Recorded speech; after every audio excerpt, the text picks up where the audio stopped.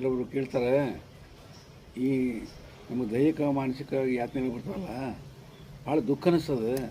ಈ ದುಃಖದಿಂದ ನಿವಾರಣೆ ಹೇಗಾಗ್ತದೆ ಅಂತ ಕೇಳಿದ್ರು.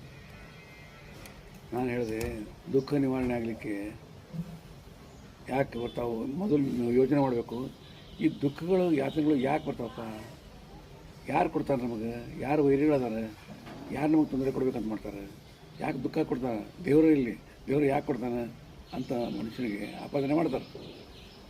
ಆದರೆ ಆ ಸುಖ ದುಃಖಗಳಿಗೆ ತಾನೇ ಕಾರಣ ಅನ್ನೋದು ಮರ್ತು ಬಿಡ್ತಾರೆ. ದುಃಖಕ್ಕೆ ತಾವೇ ಕಾರಣ ಅನ್ನೋದು ಮರ್ತು ಬಿಡ್ತಾರೆ. ಏನು ಮಾಡ್ತಾರೆ? ತಮ್ಮಿಂದ ಪ್ರಪಂಚ ನಡೀತದೆ, ತಾವೇ ಇದು ನಾನು ಅನ್ನೋ ಅಹಂಕಾರದಿಂದ ಪ್ರಪಂಚ ಇರ್ತಾನಲ್ಲ. ಈಗ ನಾನು ದುಃಖ ಎಲ್ಲಿ ಬರ್ತದೆ? ನಿಮಗೆ ಮನಸ್ಸಿನೊಳಗೆ ಬರ್ತದೆ ಒಳಗೆ. ಆ ಮನಸ್ಸಿನೊಳಗೆ ಬಂದಾಗ ದುಃಖ ಬಂದ ಮನಸ್ಸಿಗೆ ನೋವಾಗಿದೆ, ನಾನು ಭಾಳ ದುಃಖದ. ಯಾರ ಮನಸ್ಸಿನೊಳಗೆ ನನ್ನ ಕಡೆ ಬಂದೇನೂ ಇಲ್ಲ. ಯಾರ ಮನಸ್ಸಿನೊಳಗೆ ನನ್ನ ಕಡೆ, ನನ್ನ ಮನಸ್ಸಿನಾಗ ಎಲ್ಲ ನೀನು ತೋರಿಸು. ನಿನ್ನ ಮನಸ್ಸು ನಿಂದು ಬಂದದಲ್ಲ, ನಿನಗೆ ದುಃಖ ಆಗಿದಲ್ಲ, ನಿಂದ ಮನಸ್ಸಲ್ಲ, ನನಗೆ ಯಾಕೆ ದುಃಖ ಆಗಬೇಕು? ಹಾಗೆ ಮನುಷ್ಯ ತಿಳ್ಕೊಂಡಿರ್ತಾನಲ್ಲ, ನಾನು ತಿಳ್ಕೊಂಡಿದ್ದಕ್ಕೆ ಮನಸ್ಸಿಗೆ ದುಃಖ ಆಗ್ತದೆ. ನಾನು ಅಲ್ಲ, ನಾನಾರೆಂಬುದು ನಾನಲ್ಲ ಅಂತ ಈ ಕಲ್ಪನೆ ಆಗ್ತಂದ್ರೆ ನಿಮಗೆ ದುಃಖ ಬರೋದಿಲ್ಲ. ನಾನು ಯಾರು ಅಂತ ತಿಳ್ಕೊಬೇಕು. ಹಾಗಾದರೆ ಏನು? ನೀವು ಯಾರು? ಒಳಗೆ ಹೋಗ್ರಿ, ನೋಡಿರಿ. ಮನಸ್ಸನ್ನು ನಾನಲ್ಲ, ಇದು ನೀನು ಅಂತಂದ್ರಿ.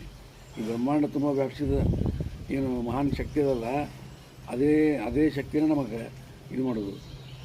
ಅದು ನಿಮಗೆ ಅರ್ಥ ಆಗ್ತಂದ್ರೆ ಒಳಗೆ ಹೋಗಿ ನಾನಲ್ಲ ಅಂತ ಬಿಟ್ಬಿಟ್ರೆ ನೀನು ಅನ್ನೋದಾಗ ದುಃಖ ಮನುಷ್ಯನಿಗೆ ಅನಿಸೋದಿಲ್ಲ. ದುಃಖದಿಂದ ಮುಕ್ತ ಆಗ್ತಾನೆ ಮನುಷ್ಯ.